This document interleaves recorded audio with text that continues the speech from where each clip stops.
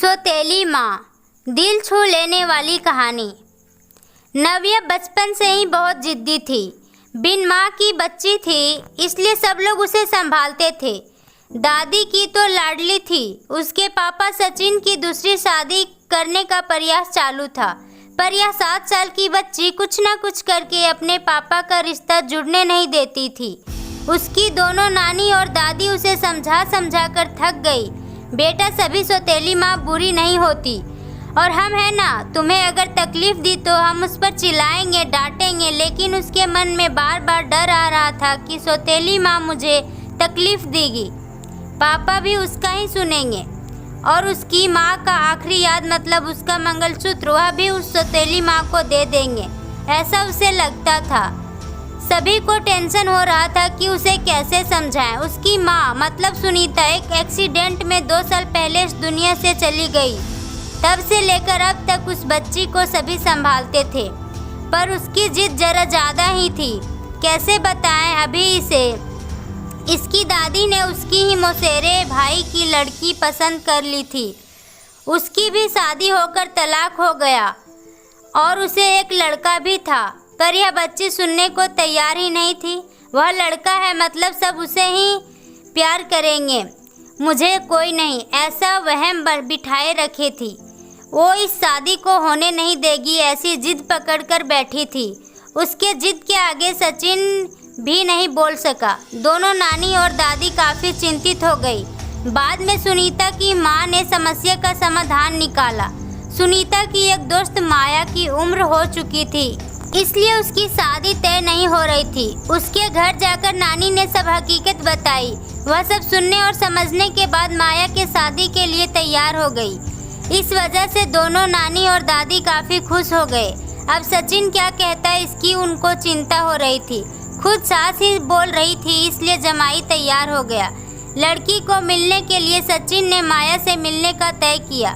मुलाकात के दिन सचिन ने माया से कहा कि सिर्फ नव्या के भविष्य के लिए और अपनी माँ की इच्छा के लिए तैयार हूँ। मेरी तरफ से बाकी कोई उम्मीद मत करो। यह सुनते ही बहुत बुरा लगा माया को, पर कितने दिन घर वालों के ताने सुनूं, इसलिए माया तैयार हो गई और शादी भी हो गई। उसके घर की परिस्थिति इतनी अच्छी नहीं थी, उस वजह से उसके माँ बाप ने माया को कोई भी जेवर नहीं दिए और नव्या ने अपनी माँ का मंगलसूत्र भी नहीं देने दिया। बाद में सुनीता की माँ ने माया के माँ बनकर सब कुछ किया। नव्या माया को बहुत परेशान करती थी। ओ सौतेली माँ, ऐसे ही पुकारा करती थी उसे। माया थोड़ा सा डांटती या उसे समझाने का प्रयास करती, तब जानबूझकर झूठ मूठ कर रोने लगती। माया 2 महीने में पूरी तरह से हताश हो गई। दोनों दादी और नानी को पहले से ही सब कुछ पता था, इस वजह से माया को वह कुछ भी नहीं बोलती थी। वह उल्टा उसे ही बोलती थी कि मारोगी तो भी चलेगा, पर सचिन को यह सब सहन नहीं होता था।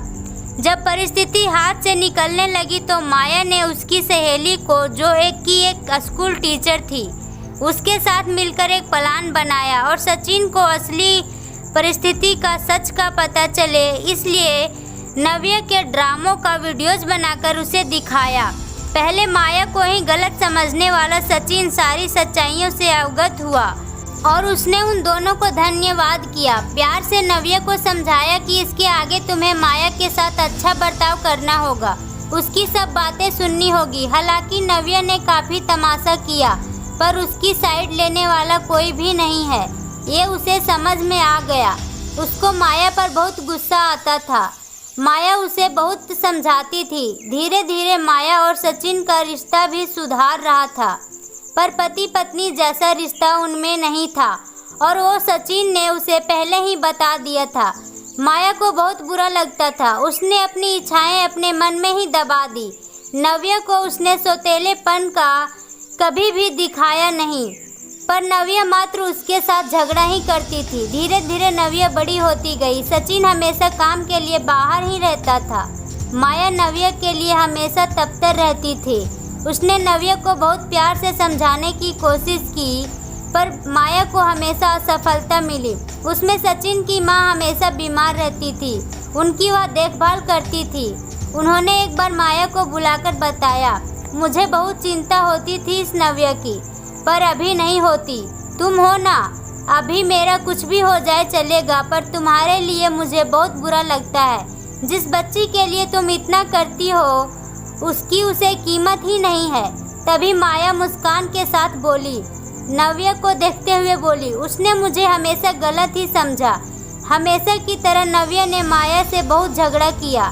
सचिन के घर आते ही उसको सब कुछ झूठ बताया, पर उसने भी नव्या को ही सुनाया। गुस्से से नव्या खाना भी नहीं खाया, माया ने भी खाना नहीं खाया। नव्या को समझाने के लिए गई तो माया ने कहा, मुझे तुम्हारी माँ की जगह नहीं चाहिए, उसकी आखिरी निशानी मतलब उसका मंगलसूत्र भी नहीं चाहिए। मुझे सिर्फ तुम माँ बोलकर पुकार लो, मेरे लिए उससे बड़ा पुरस्कार नहीं होगा। जिस दिन तुम ऐसा करोगी उस दिन मुझे ममता का गहना मिल जाएगा, वही मेरा खरा पहला गहना होगा। पर नव्या सुनेगी तब ना। जैसा था वैसा ही सब चालू रहा। कई दिनों बाद दादी की तबीयत बिगड़ी। उन्होंने सचिन को बुलाया और कहा, माया बहुत अच्छी लड़की है, वह कभी भी भेदभाव नहीं करेगी। तुम उसको अपनी पत्नी की तरह स्वीकार कर लो। उसकी भी कोई उम्मीद होगी तुमसे, वह पूरा करो। ये आखिरी शब्द बोलकर दादी चल बसी। सचिन को माँ के वे हर शब्द कान में गूंज रहे थे। महीना हो गया तब भी वही शब्दों का विचार करके गैलरी में शांत बैठा था। उतने में माया ने खाना खाने के लिए आ रहे हैं ना, ऐसा बोलकर बुलाने आई। सचिन का सब्र बांध टूट गया। वह माया के गोद में सिर रखकर बहुत रोने लगा। आज 5 साल बाद पहली बार सचिन ने माया को छुआ। माया घबरा गई। उतने में ही नव्या वहाँ पर आ गई। इस वजह से वह विषय वहीं पर ही खत्म हो गया। कई दिनों बाद वापस सब नॉर्मल हो गया। दोनों ही अब शरीर से मन से नज़दीक आ गए थे। नव्या को समझ आने के बाद वह भी जरा अच्छा बर्ताव करने लगी। अभी उसकी 12वीं की परीक्षा थी, इसलिए माया उसके टाइम टेबल सब ठीक से संभाल रही थी। कुल मिलाकर सब कुछ अच्छा चल रहा था। ऐसे में ही उनकी खुशियों को नज़र लग गई। सचिन का भी एक्सीडेंट हो गया और वह गुजर गया। अभी माया और नव्या वह दोनों ही थी एक दूसरे के लिए। जो भी सेविंग थी उस पर घर चल रहा था। माया तो ग्रेजुएट नहीं थी, इस वजह से उसे नौकरी मिलने में दिक्कत आ रही थी। छोटी छोटी नौकरी करके वह घर का खर्चा चला रही थी। सचिन की सब सेविंग उसने नव्या के लिए रख दी। अब नव्या को प्यार हो गया था सुशांत नाम के लड़के से। इस वजह से माया ने उनका प्रेम विवाह करने का सोचा। सब लोग अच्छे हैं, नव्या भी खुश रहेगी, ऐसा उसे विश्वास था। पर सुशांत की माँ खड़ूस थी। सचिन के जाने के बाद उनकी परिस्थिति भी अच्छी नहीं थी। नव्या के शादी के बाद ज़्यादा गहने नहीं लाई, इसलिए ससुराल वाले उसे तकलीफ दे रहे थे। उसकी सास की सहेलियां घर पर आई थी नई दुल्हन से मिलने। तब नव्या की सौतेली माँ के बारे में बुरा भला बोल रही थी। सौतेली माँ है ना, इसलिए ऐसा जानबूझकर किया होगा। सब कुछ खुद के लिए रखा होगा और बेटी को लंका की पार्वती बनाकर सिर्फ मंगलसूत्र पहनाकर भेज दिया और हंसने लगी। अभी उसका खुद पर का नियंत्रण टूट गया। मेरी माँ की आखिरी याद मतलब मंगलसूत्र है, जो मेरी इच्छा थी कि इसे मैं ही पहनूं। यह मंगलसूत्र मेरी माँ का आशीर्वाद का हाथ है और मेरी माया माँ को बुरा भला बोलने का तुम्हें कोई हक नहीं है। आज वह है, इसलिए मैं हूँ। उन्होंने मुझे अच्छे संस्कार दिए, डिसिप्लिन सिखाया, संयम और बड़ों का सम्मान। यह सब बातें कोई भी उम्मीद ना रखते हुए सिखाया। पापा के जाने के बाद भी उन्होंने कमाए हुए पैसों भी खुद पर खर्च ना करते हुए सब पैसे मुझे दिए। कभी भी सौतेलेपन उन्होंने मुझे नहीं दिखाया। मेरे लिए उन्होंने खुद का बच्चा तक नहीं होने दिया। पर मुझ पागल को तो कभी यह समझ में ही नहीं आया। उन्होंने मुझे सिर्फ और सिर्फ प्यार किया। मुझसे उन्हें एक चीज़ ही चाहिए थी जो मैं कभी नहीं दे पाई।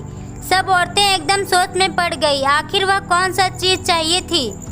उन्होंने नव्या से पूछा, क्या चाहिए था? सच में बहुत महंगा गहना होगा, इसलिए तो उन्होंने इतना एडजस्ट किया होगा। बातचीत हो रही थी तब वहाँ माया आई और औरतें खुसुर फुसुर करते हुए हंसने लगी। माया मन में डर गई। नव्या ने एक ऐसा क्या किया होगा, ऐसा क्या किया जो सब औरतें उसे देख रही थी। तभी नव्या ने माया को गले लगाकर प्यार से माँ बुलाया। दोनों माँ बेटी सब भूलकर एक दूसरे के बाहों में गुम हो गई। औरतें जब कानाफूसी कर रही थी तभी नव्या बोली, आप सबको वह गहना देखना था ना, यही माँ बुलाकर ममता का गहना उसे चाहिए था। माया को तो रोना आ रहा था। दोनों सचिन और दादी के फोटो के सामने खड़े रहकर उनको हाथ जोड़कर खड़े थे। नव्या ने उनसे माफ़ी मांगी और माँ को कभी खुद से अलग नहीं करूँगी ऐसा वचन दिया। दोस्तों, समाज में कई गलत बातें, भावनाएं बनी हुई होती है जो जाने अनजाने में बच्चों तक भी पहुंच जाती है। हमें बच्चों को और खुद को भी समझना होगा कि हर पुरानी बात पूरी तरह या हर किसी के लिए सच या एक समान नहीं होती है। किसी का सच एक दूसरे के लिए झूठ हो सकता है। इसलिए किसी भी बात को अपने दिल दिमाग में बैठाने से पहले उसकी सत्यता की कसौटी करना बेहद ज़रूरी होता है। दोस्तों, अगर कहानी अच्छी लगी तो वीडियो को लाइक करें, ज़्यादा से ज़्यादा शेयर करें और साथ ही साथ हमारे चैनल को सब्सक्राइब करें। वीडियो देखने के लिए आपका बहुत बहुत धन्यवाद।